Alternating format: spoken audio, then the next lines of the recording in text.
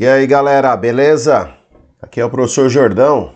Bom pessoal, então eu vou corrigir aqui as questões da prova de Física do Enem 2022. Então eu peguei as questões de Física e também peguei uma questão que geralmente é colocada para Química, mas também serviria para Física, que é sobre decaimento radioativo. Então, o vídeo aqui vai ser um pouco longo, né? Porque são muitas questões. Eu perco um certo tempo aí para explicar cada uma delas. Bom, então antes da gente começar, pessoal, se inscreve aí no meu canal, compartilha esse vídeo, belezinha? Ativa o sininho e vamos lá então. Olha lá, questão 91, né? Então estou usando a prova rosa como referencial. As questões são as mesmas em todas as provas, tá? O que muda é a ordem das alternativas aqui, belezinha? Olha lá. Um pai faz um balanço utilizando dois segmentos paralelos e iguais de mesma corda para fixar uma tábua a uma barra horizontal. Por segurança, opta por um tipo de corda cuja tensão de ruptura seja 25% superior à tensão máxima, calculada nas seguintes condições. O ângulo máximo atingido pelo balanço em relação à vertical é 90 graus, ok? Os filhos utilizarão um balanço até que tenha uma massa de 24 kg. Além disso, ele aproxima o movimento do balanço para um movimento circular uniforme, quer dizer, o movimento girando sempre com a mesma velocidade. Considera que a aceleração da gravidade é 10 metros por segundo ao quadrado e despreza forças dissipativas, né, que seriam as forças de atrito. Então vamos lá. Quer descobrir a tensão de ruptura. Pessoal, olha só, atente a isso aqui, ó. Eu vou obter um resultado, eu vou ter que acrescer 25% no valor desse resultado para chegar numa dessas respostas aqui. Bom, então vamos lá, pessoal. Primeira coisa aí, ó. Tá aqui, ó, duas cordas paralelas e aqui o assento do balanço, certinho? Então esse retângulo está representando isso, ó, duas cordas presas ao banquinho onde vai a pessoa balançar, ok? Bom, ele disse que o máximo de movimento que isso aqui vai fazer, ó, ele sobe aqui, ó, até formar um ângulo de 90 graus. Então, olha só, esse é como se ele tivesse dado um quarto de volta, ó. Imagine uma circunferência, então ele está dando um quarto de volta, 90 graus. Então, a altura que ele chega, ó, é o equivalente aqui à distância que vai aqui do balanço até o ponto de apoio da corda, ou seja, o centro do movimento, centro de uma circunferência. Então, olha só, isso aqui seria o raio do movimento, toda coisa que gira, né? O raio da circunferência onde está girando é uma característica importante. E, ao mesmo tempo, esse raio da circunferência, que esse balanço está girando, corresponde à altura, ok? Bom, quando o balanço está nessa posição aqui embaixo, está com o máximo de velocidade, certo? Ó, ele parte daqui com velocidade zero, chega aqui com o máximo de velocidade aqui embaixo. Então, aqui embaixo ele tem o peso, né? O peso é sempre vertical para baixo. E tem aqui a força de tração nas cordas, ó. Tração ou tensão aí. O termo mais correto é tração. Bom, só que são duas cordas. Então você tem aqui duas forças de tração, uma em cada corda, ó, 2T, se opondo ao peso, ok? Pessoal, qualquer coisa que gira, certinho, a resultante das forças de algo que está girando se chama força centrípeta. É uma força que aponta para o centro do movimento, que seria aqui, ó, nesse ponto. Então, a força centrípeta seria o centro do movimento. Bom, então vamos lá. A força centrípeta seria a força resultante, né? Ó, lembra? A força resultante, segundo a lei de Newton, massa vezes aceleração. Para qualquer coisa que gira, chamamos isso aí de, essa força resultante, de força centrípeta. Então, nesse caso, a hora que está nessa posição, ó, certinho? A força centrípeta sempre aponta para o centro, tá? A força centrípeta apontaria para cima, então significa que a tração, né? Duas vezes a tração é maior que o peso. É por isso que eu fiz, ó, 2T menos P. São forças opostas aqui. Bom, lembrando, né, que o raio aqui, o raio do movimento, equivale à altura que isso aqui atinge quando está nessa posição aqui, ó, formando um ângulo de 90 graus. Bom, pessoal, força centrípeta é massa vezes aceleração, só que a aceleração centrípeta é V quadrado sobre R. Então, ó, fica assim, força centrípeta, massa vezes o quadrado da velocidade dividido pelo raio, R, é igual a 2T, que é duas vezes a tração, menos o peso. O peso é massa vezes gravidade. Bom, o objetivo aí, pessoal, é descobrir o valor da tração de ruptura, é o T. Bom, então eu vou precisar saber o V, ó, que a massa eu sei, belezinha? A gravidade eu sei, e esse R aqui não se preocupe, ele vai desaparecer em algum momento aqui da conta. Bom, esse V quadrado aqui, pessoal, eu obtenho isso como? Tá? Eu não vou mostrar a dedução aqui, porque senão seria muita coisa, ó. Aqui no ponto mais alto só tem energia potencial, mgh, aqui no ponto mais baixo só tem cinética, mv quadrado sobre 2. Bom, se eu igualar potencial gravitacional com a cinética, vai cancelar a massa, eu vou isolar o V quadrado, eu vou obter isso aqui, ó, V quadrado é 2 vezes G vezes H, lembrando que o H, ó, H corresponde ao raio do movimento, ó. Então fica 2 vezes G vezes R, que é o raio. Eu vou substituir esse valor aqui no lugar do V, pessoal, então fica assim, ó, M vezes 2GR, que ficou no lugar do V quadrado, ó, dividido por R, é igual a 2T menos mg. Olha lá, pessoal. Substitui os valores, né? Ó. A massa é 24, gravidade é 10, massa 24, gravidade é 10. Olha lá. Está vendo que o raio se cancela, pessoal? Olha lá. Então, você tem um raio multiplicando todo mundo em cima e um raio dividindo todo mundo embaixo. Um divide pelo outro dá 1, sumiu. Belezinha? Agora é só fazer a conta, ó. 24 vezes 2 vezes 10, né? Vai dar 480. Aqui 24 vezes 10 vai dar 240. Então fica 480 igual a 2T menos 240.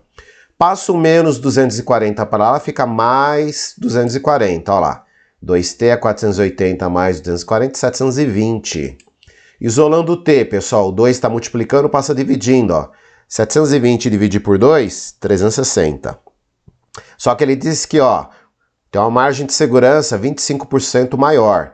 Então, é só pegar esse valor e somar 25%. 25% desse valor é 90.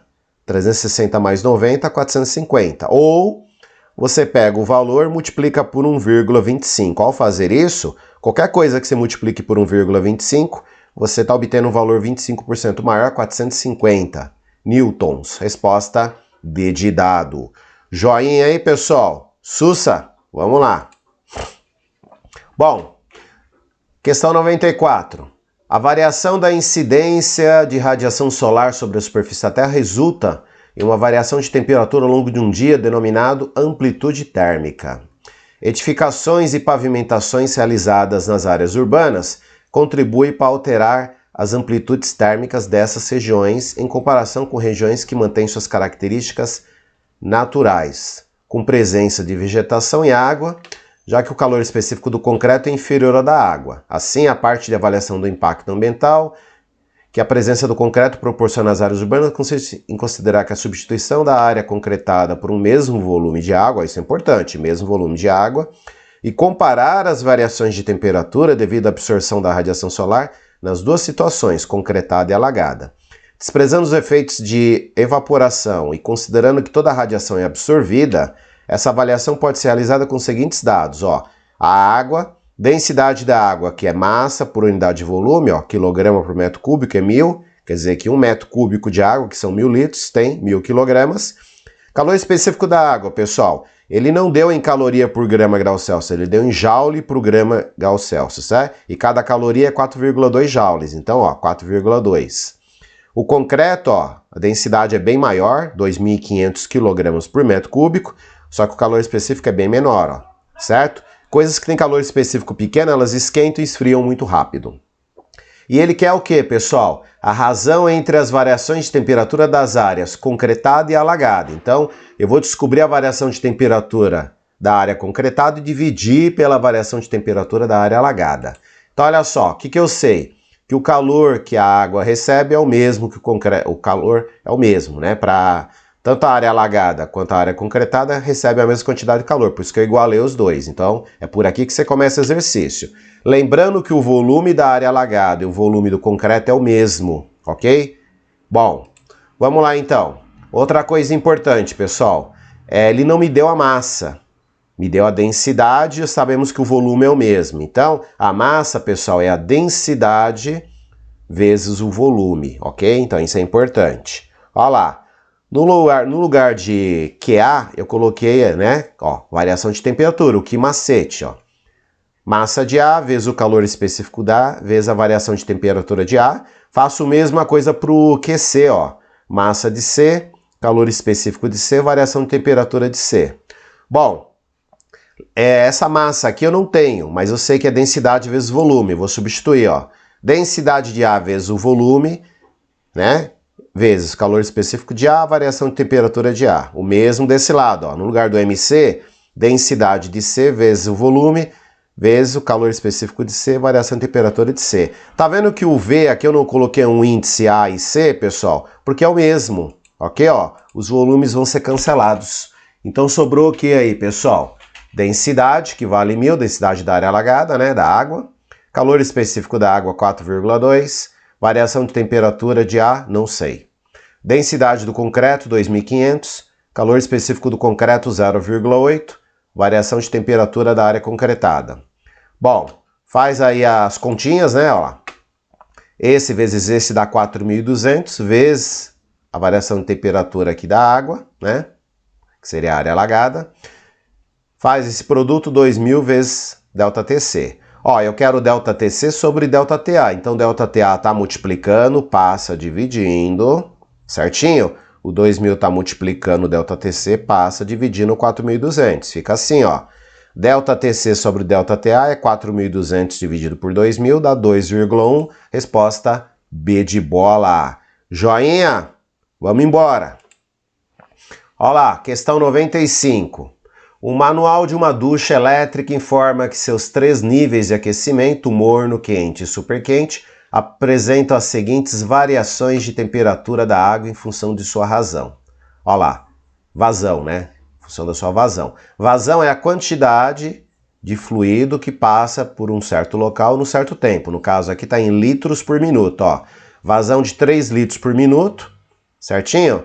Variação de temperatura para morno, para quente e superquente. E o mesmo aqui, ó, para uma vazão que dobrou a vazão, repare que a variação de temperatura caiu pela metade, certinho? Você tem um dobro de massa de água passando, então a sua temperatura vai cair pela metade, supondo potência constante aí, ó. Utiliza-se um disjuntor para proteger o circuito dessa ducha contra sobrecargas elétricas em qualquer nível de aquecimento.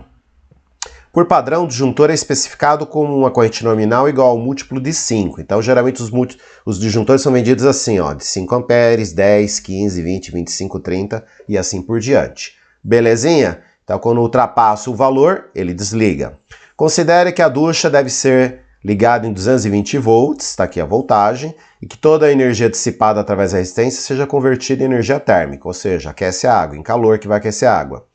E aqui, ó, calor específico aqui, ele está mandando usar 4,2 joules por grau Celsius e a densidade, 1000 gramas por litro. Joinha? Ó, o disjuntor adequado para proteger essa ducha de quanto? Vamos lá, então. 1 litro de água são 1000 gramas, 1 minuto são 60 segundos, ó. Quando ele fala litros por minuto, significa 1 minuto. Então, ó, a gente vai usar esse tempo aqui para fazer as continhas. Bom, vamos calcular o calor necessário para aquecer a água, pessoal. Eu posso usar a informação de cima ou a de baixo, tanto faz. Eu vou usar de cima e vou usar aqui, ó, para o máximo de aquecimento, certinho? O máximo de aquecimento vai ser o máximo de corrente. Então, olha lá, usando o que macete, né, ó, porque tem variação de temperatura. Calor é igual a massa vezes calor específico vezes variação de temperatura. Bom, a massa são 3 litros por minuto. 3 litros, ó, são 1000 gramas por litro, são 3.000 gramas. Calor específico ele deu, ó, 4,2. Variação de temperatura é 30. Repare que a resposta disso sai em joule, pessoal. Por quê, ó? O calor específico está em joule por grau Celsius. Estou usando para massa gramas e estou usando para variação de temperatura grau Celsius. Então, a resposta aqui vai sair em joule, ó. 378.000 joules. Belezinha? Vamos calcular a potência. A potência gasta aqui, pessoal, para aquecer essa água com esses dados aqui, ó. Potência térmica é o calor gasto dividido pelo tempo, ó. 378.000 dividido por 60 segundos, que eu quero isso aqui em watts. Olha lá, 6.300 watts. Belezinha? Bom, vamos lá então. Potência elétrica, pessoal, é o produto da corrente pela DDP, ó.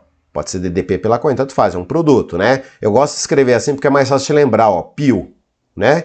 Ó, quero descobrir o I, a corrente que vai passar. O U está multiplicando, passa dividindo. Então a corrente é a potência dividido pela DDP. Olha lá, pessoal, potência calculamos aqui, ó, 6.300 watts, DDP 220 volts, fazendo a continha, 28,6 amperes. Então, qual é o valor mais próximo disso que seja múltiplo de 5, pessoal? B de bola, 30 amperes. Joinha, sucesso! Vamos tocar aqui, vamos tocar o bonde, pessoal. Continuar. Olha lá, questão 98. O elemento iodo tem função biológica e é acumulado na tireoide. Nos acidentes nucleares de Chernobyl e Fukushima, ocorreu a liberação para a atmosfera do radioisótopo iodo 131, responsável por enfermidades nas pessoas que foram expostas a ele. O decaimento de uma massa de 12 microgramas do isótopo iodo 131 foi monitorado por 14 dias, conforme o quadro, ó, certo? Primeiro dia, você tinha 12 microgramas, os dias foram passando e a massa foi decaindo, certinho?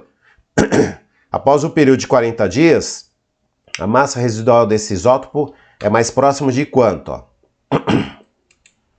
Pessoal, o que é meia-vida? Ó? Tempo necessário para que uma certa massa de elemento radioativo decaia pela metade. Então, pessoal, esse elemento radioativo está emitindo radiações de vários tipos, né? E uma das que emite é a radiação alfa, que são núcleos de hidrogênio, são prótons, né? Basicamente são emissão de prótons. E ao fazer isso, o número atômico desse elemento vai diminuir. Então esse iodo 131 se acaba se transformando aí em outro elemento químico, que pode ou não ser radioativo. Bom, o tempo meia-vida é isso, tá? Quanto tempo demorou para a massa original ser reduzida pela metade? Ó, essa informação está aqui nessa tabela.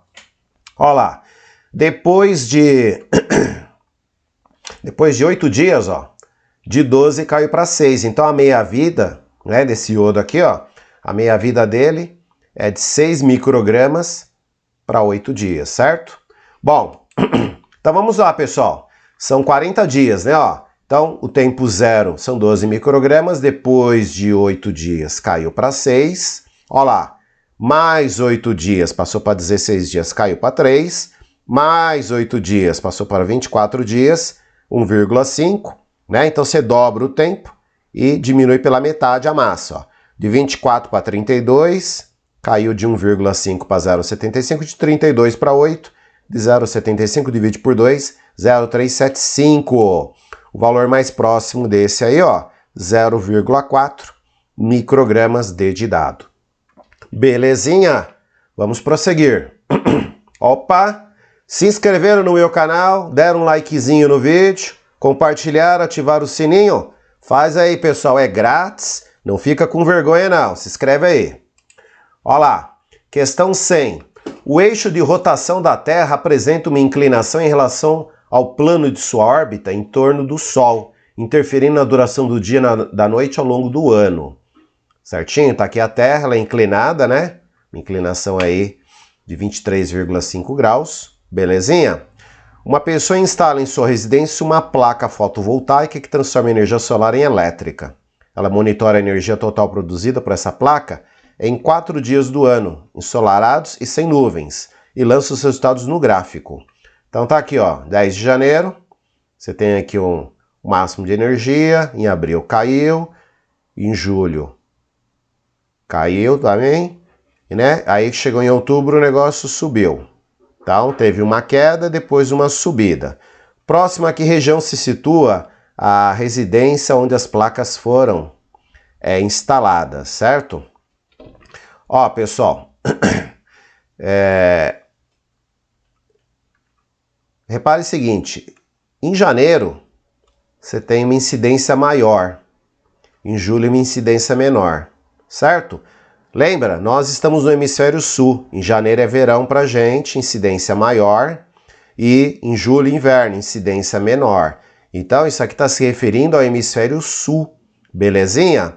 Bom, pessoal, residência, né? O cara tem uma residência, então ele não mora nem no Polo Norte, nem no Polo Sul. No Equador, esse gráfico aqui não teria essa variação, certinho? Trópico de Câncer é relativo ao hemisfério norte e Trópico de Capricórnio, hemisfério sul. Então, resposta A, pessoal, certinho? Esse cara está aqui no hemisfério sul, resposta A. Continuando. Questão 103. Em 2017 foi inaugurado no estado da Bahia o Parque Solar Lapa, composto por duas usinas, Bom Jesus da Lapa e Lapa, e capaz de gerar cerca de 300 gigawatt-hora de energia por ano. Considere que cada usina apresenta uma potência igual a 75 megawatts, com um parque totalizando uma potência instalada de 150 megawatts. Então, isso aqui é a potência total aí instalada. Considere ainda que a incidência solar média é de 1.500 watts por metro quadrado, ok? Para cada metro quadrado de chão, você tem 1.500 watts de energia solar. Só que a eficiência da placa, do painel, é de 20%. Então, só me interessa 20% desse valor. É com esse valor que eu vou trabalhar. Nessas condições, a área total dos painéis solares que compõem o Parque Solar Lapa é mais próximo de quantos metros quadrados?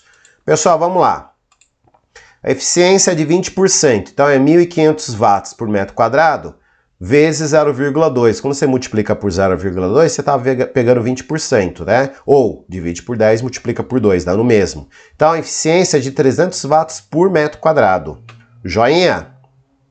Ó, potência total instalada, 150 megawatts, né? Esse mega significa milhão. Então você tira o M de mega e põe o milhão no lugar, fica 150 milhões de watts. Regrinha de 3, pessoal. 300 watts por metro quadrado, ó, 300 watts está para um metro quadrado, assim como 150 milhões de watts está para x metros quadrados. Multiplica aqui, ó, os extremos, né? Ó, 300 vezes x é igual 150 milhões vezes 1. Certinho? Aí você isola o x, ó. Vai ficar 150 milhões dividido por 300, 500 mil metros quadrados. Resposta B de bola. Sucesso, povo! Vamos lá. Olha lá, questão 105. O quadro mostra valores de corrente elétrica e seus efeitos sobre o corpo humano. Então tá aqui, ó. Valores em miliampere, que é milésima parte do ampere, e os diferentes efeitos produzidos aqui. Certinho? Olha lá. Apesar de incomum, é possível sofrer um acidente utilizando baterias de 12 volts.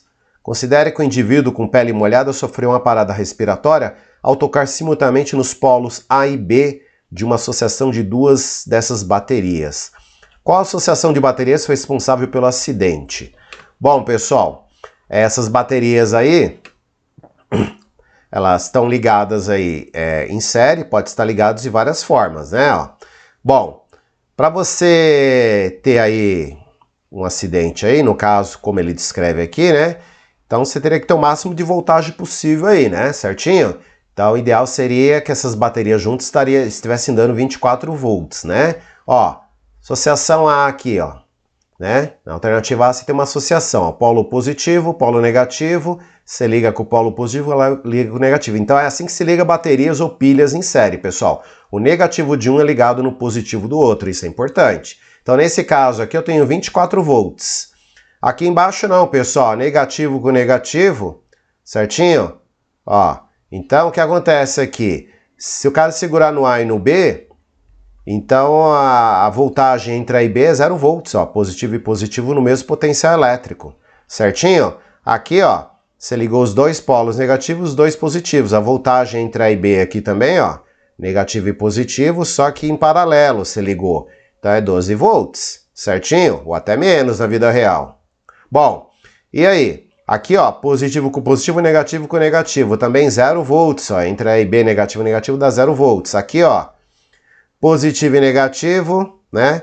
Negativo e positivo. Você está pegando no meio aqui, pessoal. Então isso aqui não vai te dar o máximo de tensão, certinho? Então o máximo de tensão está no A aqui, ó. Certinho? Na alternativa A, as baterias estão ligadas em série e suas voltagens são somadas, dando 24 volts. Belezinha? Então tá aí. Resposta A. Bom, o físico Hans Christian Ørsted observou que um fio transportando corrente elétrica produz um campo magnético. Então, tá aqui um fio, né, ó, corrente para cima, e aí as linhas de campo magnético ficam girando aqui, ó, em torno do fio, certinho? Bom, continuando aqui, a presença do campo magnético foi verificada ao aproximar uma bússola de um fio, né, aí a agulha da bússola virou aqui, ela Mudou de posição porque está perto do fio, é sinal que em torno do fio tem um campo magnético. E esse fio está conduzindo corrente elétrica, beleza. Figura ilustra um fio percorrido por uma corrente elétrica constante, com sentido para cima. Os pontos A, B e C estão num plano transversal, quer dizer, formando um ângulo de 90 graus com o fio, equidistantes do fio, a mesma distância do fio. Em cada ponto foi colocada uma bússola, colocada uma bússola aqui, aqui e aqui. Sempre, ó, a parte escura da bússola é o polo norte, magnético, e a parte branca aqui, sul magnético. Considerando apenas o campo magnético por causa da corrente e as respectivas configurações das bússolas nos pontos A, B e C serão de quanto? Aí vamos lá para o próximo slide, que tem as alternativas, ó. Alternativa A, B, C, D e E. Certinho, ó. Então tá aqui a posição da bússola, as bússolas, sua agulha está orientada em diferentes posições em cada alternativa. Como é que eu faço isso, pessoal? Para responder isso, eu uso a regra da mão direita, ó. Certinho? Pega a sua mão direita. O dedão indica o sentido da corrente e os dedinhos, ó, como se você estivesse agarrando o fio, certinho? O dedão indica o sentido da corrente está para cima, o dedão para cima e os dedinhos em volta do fio, ó, abraçando o fio, como se estivesse segurando o fio, eles indicam o sentido das linhas de campo, ó. Então elas estão girando aqui, ó, certinho, ó. Aqui, ó, daqui para cá, ó. Seria da esquerda para a direita. Então, a ponta dos dedos seria o polo norte magnético, certinho? A parte de trás dos dedos, o polo sul magnético. Belezinha? Então, você tem que procurar aqui a figura em que está acontecendo isso, ó. Nos pontos A, B e C, você tem aí o norte, né? De acordo aqui com a posição dos dedos aqui. Então, olha só, pessoal. Olhando todas essas figuras, resposta é D de dado, olha só. Certinho, ó, norte e sul, norte e sul, norte e sul, certinho, ó, nesse ponto de baixo aqui, ó, é como se estivesse indo da esquerda para a direita, certinho? Ó lá, belezinha? Então é só usar a regra da mão direita aqui, ó, os dedinhos indicam o norte magnético, certinho? Todas as outras figuras estão diferentes aqui, ó, certinho? Essa aqui tá o inverso, belezinha? Essa aqui estão perpendicular, não, ela não fica perpendicular, tá? As linhas, a agulha da bússola, ela vai ficar sempre tangente às linhas de campo. Belezinha, ó, perpendicular, né? Aqui tem perpendicular, perpendicular, ou seria D ou E, mas só que a gente viu, ó, pela orientação aqui, ó, da direita para a esquerda, certinho? Se eu pegar essa reta aqui da direita para a esquerda, então seria D de dado, regra da mão direita. Olha lá, questão 110. Em um dia de calor intenso, dois colegas estão a brincar com a água da mangueira. Um deles quer saber até que altura o jato de água alcança, a partir da saída da água, quando a mangueira está posicionada totalmente na vertical. Então ele vai pôr a mangueira na vertical, a água vai subir, ele quer saber a que altura chega. O outro colega propõe então o seguinte experimento. Eles posicionarem a saída de água da mangueira na direção horizontal, a 1 metro de altura do chão. Então, medir a distância horizontal entre a mangueira e o local onde a água atinge o chão. Então, vai medir o alcance, né? A medida dessa distância foi de 3 metros, não da mangueira. Tá? A mangueira está aqui na horizontal, a certa altura. A água sai e cai, né, lá na frente, percorreu 3 metros e caiu de 1 metro de altura. Belezinha? E a partir disso, eles calculam o alcance vertical da água usando a gravidade 10. Então, olha lá, pessoal. O alcance horizontal aí, né, da água, vai ser a velocidade inicial da água vezes o tempo de queda. Ó, ele me deu o alcance. Esse tempo de queda nós vamos descobrir, porque nós temos aqui a altura de queda, que é 1 metro, e temos a gravidade. E aí eu vou descobrir a velocidade inicial. Aí, sabendo a velocidade inicial, eu consigo descobrir a altura máxima que essa água vai atingir, né, usando a equação de Torricelli.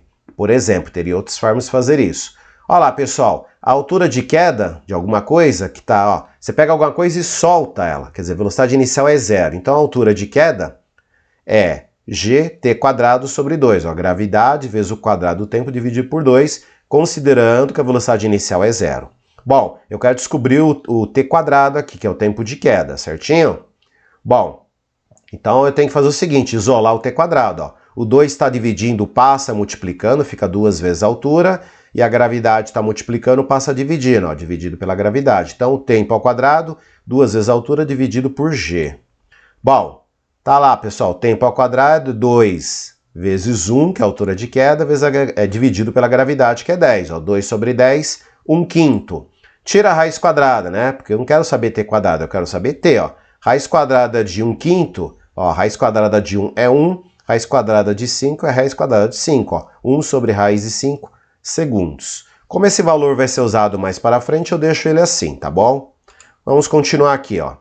Então, ó, para você calcular a velocidade inicial, vou precisar disso para responder, né? Então, para calcular isso, eu preciso pegar o alcance e dividir pelo tempo de queda, ó. Alcance dividido pelo tempo de queda. O alcance é 3 metros, ó, ele que falou. E o tempo de queda é 1 dividido por raiz de 5. Bom, uma divisão de um número por uma fração. Mantenho o valor, mantenho de cima, que é 3, e multiplica pelo inverso do de baixo. O inverso de 1 sobre raiz de 5 é a raiz de 5 sobre 1. Então fica 3 raiz de 5 metros por segundo. Tá aí a velocidade inicial, pessoal. Para achar a altura, usamos Torricelli, ó. Velocidade final ao quadrado, quer dizer, a hora que ele atinge a altura máxima, é igual a velocidade inicial ao quadrado, velocidade com que a água sai da mangueira e vai para cima, certo? Menos 2 vezes G vezes H. Por que eu usei menos, pessoal? Porque a água está subindo, só que a aceleração da gravidade aponta sempre para baixo. Então, essa água que está subindo com uma certa velocidade inicial, ela vai perder velocidade na subida até que ela para a uma certa altura.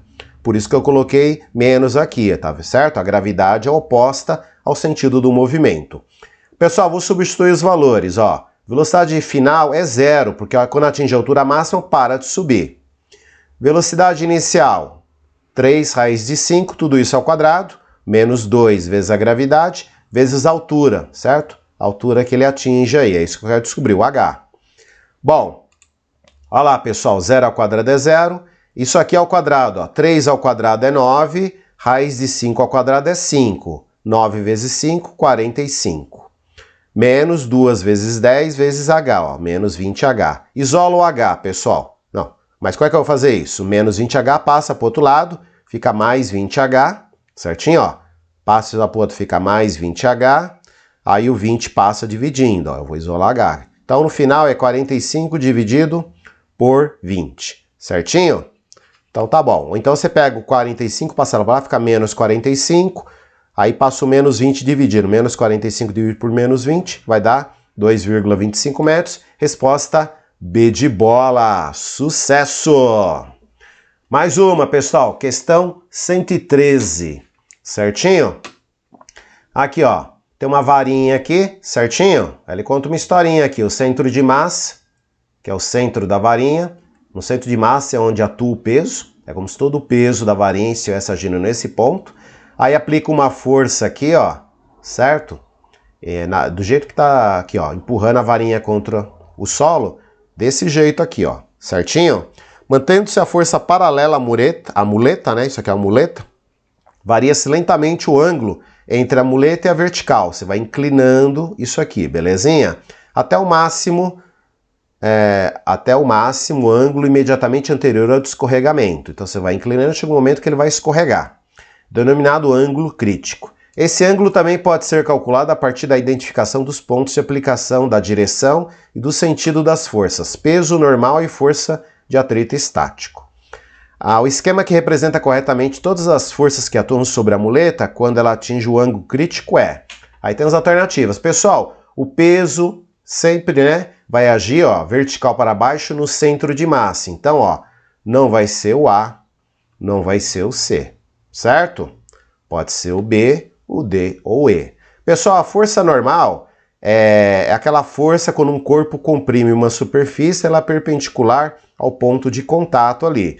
No caso, então, pessoal, a força normal vai agir aqui na pontinha, aqui, ó, certinho?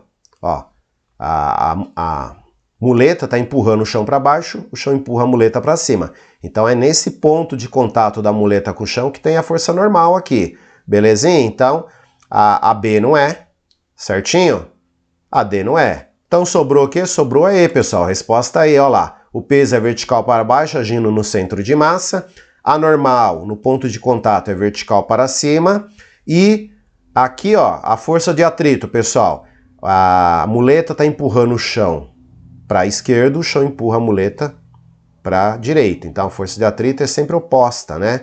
ao sentido do movimento ou tendência de movimento. Resposta E aí. Olha lá, questão 114. Uma lanterna funciona com 3 pilhas de resistência interna iguais a 0,5 cada, ligadas em série.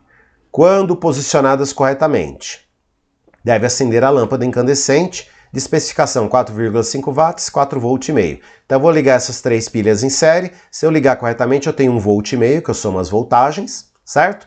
E aí ela dissipa uma potência de 4,5 watts. Cada pilha na posição correta gera uma força eletromotriz de 1,5 volts. Uma pessoa, ao trocar as pilhas da lanterna, comete o equívoco de inverter a posição de uma das pilhas. Considere que as pilhas mantêm contato independente da posição. Com esse equívoco, qual a intensidade da corrente que passa pela lâmpada ao se ligar a lanterna, belezinha? Bom, vou fazer um esqueminha aqui, pessoal. Tá aqui a primeira pilha, a segunda pilha e a terceira pilha. Ó, uma delas foi invertida. Então, ó, tá aqui os polos aí, pessoal. Negativo, positivo, negativo, positivo. Essa aqui foi invertida, ó. O positivo tá cá e o negativo tá lá. Então, positivo com positivo, ok? Então, isso aqui vai dar um problema, ó. 1,5 volts, 1,5 volts. A hora que você coloca essa invertida, ó, é como se ela tivesse aqui um potencial negativo, ó, menos 1,5 volts. Ela gera uma corrente no sentido oposto. Ou seja, essa pilha, a voltagem dessa neutraliza a voltagem dessa, vai sobrar 1,5. Então, ó lá. Voltagem total, né? Aquelas que estão ligadas corretas, ó, positivo com negativo, eu somo 1,5 volts mais 1,5 volts. Aquela com polaridade invertida eu subtraio, ó, menos 1,5 volts. Um cancela o outro aqui, sobrou 1,5 volts. Certinho? Então, ó, para descobrir a corrente eu preciso da DDP total e da resistência total. Já tenho a DDP total. Agora eu preciso descobrir a resistência total, pessoal. Ó, cada pilha tem meio ohm de resistência e está ligada em série. Quando está ligada em série, a gente soma a resistência, né? Ó, meio mais meio mais meio, 1,5. Só que também tem a resistência elétrica da lâmpada. Então eu vou calcular isso aí, pessoal. Ó lá, potência dissipada na lâmpada é a DDP da lâmpada ao quadrado, dividido pela resistência dela. Eu quero descobrir a resistência, ó. Então a resistência está dividindo, passa multiplicando a potência, ou seja, potência e resistência trocam de posição, ó. A resistência é o quadrado da DDP dividido pela potência, ó. 4,5 volts, ele que deu, ó, o valor, né, ao quadrado dividido pela potência 4,5. Fazendo essa continha, eu vou obter aqui, ó, 4,5 ohms de resistência. Então qual é a resistência total? 4,5 ohms da lâmpada mais 1,5 das pilhas. Somando tudo, ó, 6 ohms. Agora, pessoal, vamos calcular aí, ó. Lei de Ohm, URI. DDP é a resistência vezes a corrente. Isolo I. Isolando I fica U sobre R. O U vai ser 1,5 volts, ó. E o R é 6 ohms. 1,5 volts divide por 6, 0,25 ampere. Resposta A. Belezinha? Mais uma, pessoal. Vamos lá. Questão 118. Um buraco negro é um corpo celeste que possui uma grande quantidade de matéria concentrada em uma pequena região do espaço, de modo que sua força gravitacional é tão grande que qualquer partícula fica aprisionada em sua superfície, inclusive a luz. O raio dessa região caracteriza uma superfície limite, chamada de horizonte de eventos, da qual nada consegue escapar. Considere que o Sol foi instantaneamente substituído por um buraco negro com a mesma massa solar, de modo que seu horizonte de eventos seja de aproximadamente 3 km, ok? Bom, pessoal, então vamos lá. Após a substituição descrita, o que aconteceria aos planetas do Sistema Solar? Pessoal, a atração entre o planeta e a estrela, no caso o Sol, certo? Essa força de atração gravitacional é dada pela lei de gravitação universal descoberta por Isaac Newton. A força gravitacional, força de atração entre dois corpos, que tem massa, é a constante gravitacional vezes a massa da estrela vezes a massa do planeta, ou poderia ser a massa de quaisquer corpos, certo? Dividido pelo raio ao quadrado, que seria a distância do planeta até a estrela. Ó, temos o Sol e a Terra. Esse R aqui é a distância que vai do centro do Sol até o centro da Terra aqui. Belezinha? Bom, se eu tirar o Sol e colocar um buraco negro, repare que a massa é a mesma. Ó, esse M não mudou. A massa da Terra não mudou. E o R também não mudou, pessoal. A distância também é a mesma. Do centro do buraco negro até o centro do nosso planeta é R. Ou seja, se a massa da estrela não mudou e a distância entre ela e o planeta não mudou, a força gravitacional é a mesma, pessoal.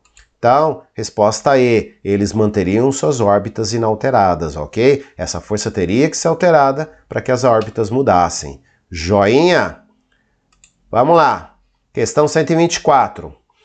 O sinal sonoro oriundo da queda de um grande bloco de gelo de uma geleira é detectado por dois dispositivos situados em um barco. Sendo que o detector A está imerso na água, tá aqui, ó, e o B está na proa da embarcação, tá aqui, ó, certinho? Sabe-se que a velocidade do som na água é 1.540 metros por segundo e no ar 340 metros por segundo. Quer dizer que na água é bem mais rápido do que no ar aí, certo? A água é um meio mais denso do que o ar, então por isso que o som viaja mais rápido. Os gráficos indicam em tempo real o sinal sonoro detectado pelos dois dispositivos, os quais foram ligados simultaneamente em um instante anterior à queda do bloco de gelo. Então foi ligado, ficou lá computando o tempo, certinho? E aí o gelo se desprendeu, bateu na água, gerou lá o barulho. Esse barulho viajou pela água e pelo ar, atingiu o detector, certinho? Ó? Então no caso do A aqui da água, ó, a partir desse instante aqui, ó, começou a ser detectado, ficou aí registrando o sinal do som durante certo tempo, até que parou. Já no B aqui, ó, que é através do ar, tá vendo? Ó, demora mais para detectar, porque ó, viaja mais devagar, aqui a distância é a mesma, né? Só que viaja mais devagar aqui pelo ar. Então demora mais para detectar, mas a duração é a mesma aqui, belezinha? Então eu não tenho o tempo inicial, né? Eu tenho aqui, ó, o detector aqui em relação ao início do sinal, para os dois é igual, só que em tempos diferentes de detecção aqui, certinho? Então não tem exatamente o tempo que demorou, mas tem um jeito de resolver isso aí, certinho? Qual o objetivo? Descobrir essa distância L aqui. Bom, vamos lá, pessoal. Resolução. Velocidade, a velocidade aí é constante, né? É a distância, que no caso seria o L, dividido pelo tempo, certinho? Bom, eu tenho aqui os gráficos que estão dando tempo, certinho? Então o que me interessa é saber esse tempo aqui para resolver o problema. Então, ó, o tempo está dividindo a distância, passa multiplicando a velocidade, e a velocidade passa dividindo, ou seja, a velocidade e tempo trocam de posição. Ó. O tempo vai ser a distância dividido pela velocidade. Ó, o tempo que demora para viajar pelo ar, que seria, chamei de TB, ó, porque as do dispositivo aqui que recebe o som, né, o detector B. Então, ó, o tempo B é a distância L dividido pela velocidade do som no ar, ó, que está indo pelo ar. O tempo A, que é aquele da água, certo? Que vai pela água. É a mesma distância L, só que a velocidade é diferente. Pela água é 1.540. Pessoal, para descobrir o tempo aí, eu vou usar o tempo relativo de um em relação ao outro. Então, olha só, eu vou pegar o tempo de B, ó, certo? Em relação ao início lá, 232 segundos, e subtrair o tempo de A. Então, aqui bem no meinho, ó, dá 220, ó. Então, eu faço 232 menos 220, ó, ou seja, o tempo entre um e outro detector, tá? O intervalo de tempo entre os detectores vai dar 12 segundos, quer dizer, chega pela água, depois de 12 segundos chega pelo ar, certinho? Então estou usando o tempo relativo entre os dois, 12 segundos, certinho? Então olha lá, o tempo de B menos o tempo de A é L sobre 340 menos L sobre 540, ó, certinho? Eu faço a diferença aqui, tempo B menos tempo A, essa diferença é isso aqui, lembrando, né, que essa diferença de tempos, olhando nos gráficos, dá 12 segundos. Então vamos lá, pessoal, substitui. No lugar de TB menos TA, eu coloco 12, certo? 12 é igual a L sobre 340 menos L sobre 1540. Você tem dois valores aqui, pessoal, que tem que tirar o mínimo múltiplo comum. O jeito mais fácil aqui, ó, você multiplica os dois, tá? Multiplica os dois, ó. 340 vezes 1540, e aí você faz aqui, ó. Pega esse produto, divide pelo de baixo, multiplica pelo de cima, ó. 340 vezes 1540, divide por 340, sobra 1540, fica 1540 vezes L. Menos, pega isso aqui, divide por 1540, sobrou 340, fica menos 340L. Coloca o L em evidência, pessoal. Então fica assim, 12 é igual a 1540 menos 340 vezes tudo isso vezes L, dividido por esse produto que é 523.600, certinho? Conta zoada essa, ainda sem calculadora para fazer, hein? Se perdia mó tempão aqui. Bom, isso aqui tá dividindo, passa multiplicando, ó. 12 vezes isso vai dar 6.283.200 dividido, né, pela subtração aqui que é 1.200, ó. Vai dar 5.236 metros, então o valor mais próximo disso, resposta D de dado, ó, 5.240. Questão difícil e trabalhosa aí, né? Bom, vamos prosseguir. Questão 125. Em 2002, um mecânico da cidade mineira de Uberaba teve uma ideia para economizar consumo de energia elétrica e iluminar a própria casa num dia de sol. Para isso, ele utilizou garrafas plásticas PET com água e cloro, conforme ilustra nas figuras. Cada garrafa foi fixada ao telhado de sua casa em um buraco com diâmetro igual ao da garrafa, muito maior que o comprimento de onda da luz. Nos últimos 2 anos, sua ideia já alcançou diversas partes do mundo e deve atingir a marca de 1 milhão de casas utilizando a luz engarrafada. Certinho, ó, bem simples. Faz um buraco no teto e coloca a garrafa com água aqui, ó, enroscada no teto. A luz do sol ilumina a parte de cima da garrafa, certinho? Essa luz penetra na água, certinho? A água é transparente à luz, belezinha? E aí essa luz sai da água e ilumina o ambiente, ok? Bom, que fenômeno óptico explica o funcionamento da luz engarrafada? Pessoal, a difração só ocorre, tá? Quando a luz atravessa pequenas frestas, pequenos buracos, onde partindo desse buraco ela se espalha. Só que aí esses buracos tem que ser uma espessura muito pequena, tem que ser bem pequenininho esses buracos, porque o comprimento de onda da luz é bem pequeno, então não é a difração. Absorção, pessoal, se absorvesse totalmente não iluminaria nada, certinho? Então não é isso que está explicando o fenômeno. Polarização é quando parte da luz perde um dos seus modos de vibração. Isso aí, para ter isso aqui, você precisa de um polaroid, um material especial que faz isso. Reflexão, a luz bate e volta, mas ela está batendo, atravessando a água e iluminando o ambiente. Então, refração, pessoal, resposta E, refração aí, certinho? A luz entra aqui, sofre um desvio e depois sai da garrafa e se espalha pelo ambiente, certinho? Refração é quando a luz passa de um meio físico para outro e sofre um desvio. Pessoal, não fica com vergonha não, vamos lá, dá uma voadora no botão aí de inscrição, ó. Se inscreve, ativa o sininho, dá um likezinho aí, beleza? E compartilha esse vídeo aí, vamos lá. Questão 128. A fim de classificar as melhores rotas em um aplicativo de trânsito, um pesquisador propõe um modelo com base em circuitos elétricos. Nesse modelo, a corrente representa o número de carros que passam por um ponto da pista no intervalo de 1 segundo. A diferença de potencial, a DDP, corresponde à quantidade de energia por carro necessária para o deslocamento de 1 metro. De forma análoga à lei de Ohm, cada via é classificada pela sua resistência, sendo a de maior resistência a mais congestionada. O aplicativo mostra as rotas em ordem crescente, ou seja, a rota de menor para a de maior resistência. Como teste para o sistema, são utilizados 3 possíveis vias para uma viagem de A até B, com os valores de DDP e corrente conforme a tabela. Então, ele está relacionando aqui o movimento dos carros através de uma via, fazendo uma comparação com grandezas elétricas, né? Então tá aqui, ó, rota 1, a DDP seria 510, a corrente seria 4. Rota 2, 608, corrente 4. E rota 3, 575, corrente 3. Então, pessoal, para descobrir isso, a gente calcula a resistência, seria o equivalente a calcular a resistência elétrica, só que usando esses valores aqui, ó. Ó lá, a lei de Ohm, U é igual a R vezes I, isola o R, U dividido por I. Então, vou calcular o R para cada uma das rotas, ó. Rota 1, 510, divide por 4, 127,5.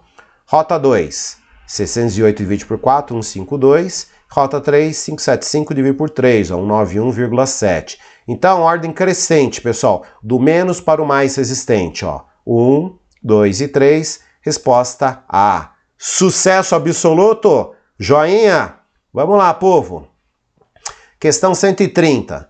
No processo de captação da luz pelo olho para a formação de imagens estão envolvidas duas estruturas celulares, os cones e os bastonetes. Os cones são sensíveis à energia dos fótons, ok? E os bastonetes à quantidade de fótons incidentes. Então, os cones, pessoal, se eles são sensíveis à energia dos fótons, são sensíveis à frequência, certinho? Então, eles aqui vão diferenciar as diferentes cores. E o bastonete está relacionado com a intensidade de luz, ok? Então, quanto mais intenso, né? Quanto mais intenso, mais bastonetes vai ser acionados. Aqui, ó, a energia dos fótons, que compõem os raios luminosos, estão associados à sua frequência, ou seja, a cor de luz, e a intensidade ao número de fótons incidentes. Belezinha? Um animal que tem bastonetes mais sensíveis irá. Se ele tem bastonetes mais sensíveis, pessoal, significa que ele vai ser acionado mesmo para quantidades pequenas de fótons, ou seja, mesmo no ambiente mais escuro, ele vai conseguir enxergar melhor. Então, resposta C, pessoal, enxergar bem em ambientes mal iluminados. Joinha? Olha lá, questão 132. Em um autódromo, os carros podem derrapar em uma curva e bater na parede de proteção. Para diminuir o impacto de uma batida, pode-se colocar na parede uma barreira de pneus. Isso faz com que a colisão seja mais demorada e o carro retorne com velocidade reduzida, certo? Outra opção é colocar uma barreira de blocos de um material que se deforma, tornando-a tão demorada quanto a colisão. Quanto mais tempo demorar a colisão, pessoal, menor vai ser a aceleração que está agindo sobre os ocupantes do carro, ok? Bom, mas que não permite a volta do carro. Então, essa barreira aqui, ó, não permite o retorno, quer dizer, ele está absorvendo mais energia. Se absorve mais energia, certinho? Isso aí é bom para o ocupante do carro, vai ser menos energia usada para machucar a pessoa que está dentro do carro. Ó. Comparando as duas situações, como fica a força média exercida sobre o carro e a energia mecânica dissipada? Pessoal, ó, a barreira de blocos está dissipando mais energia, ok? Porque o carro não está voltando. E enquanto a força média, pessoal, ela depende do tempo. Olha só, a barreira de pneus, o carro bate e volta, certinho? Já na outra barreira, ele bate e ele não volta. Então, na verdade, esse tempo aqui dos blocos aqui acaba sendo um pouco maior do que o tempo dos pneus. Então, a força média aqui, ó, né? A força média é maior na colisão com barreira de pneus. Resposta A, certinho? Porque o carro bate e volta. Se ele batesse e ficasse, ó, não, mas ele bate e volta. E a energia dissipada é maior também, ó, certinho? Ele não voltou. Então, os blocos absorveram o máximo de energia aqui. Certinho, pessoal? Tá gostando? Dá um like, compartilha o vídeo, se inscreve no canal aí. Olha lá, pessoal. Obrigado por ter assistido essa aula. Ó. Me segue no Instagram, certo? Adiciona lá. Também estou no Facebook, é só procurar Física e muito mais. Pessoal, até mais. Tchauzinho para você.